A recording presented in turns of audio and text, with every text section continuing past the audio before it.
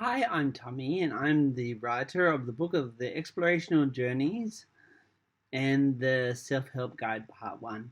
We're continuing our chapter, which is Courage is Letting Go of Fear, and we're starting on our still with our second page with activity 4 with affirming your bravery. So the goal is using affirmations to reinforce your courage. Steps. Create 3 affirmations that resonate with your desire to be brave. For example, I am capable of facing challenges.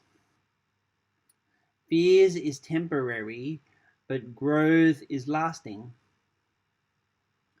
Step 2.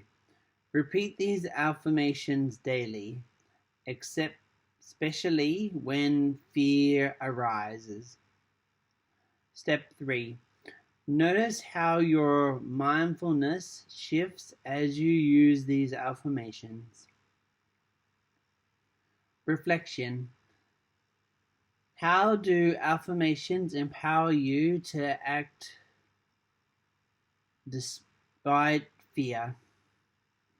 So please don't forget to click like and share below, and I hope to see you at the next one. Bye.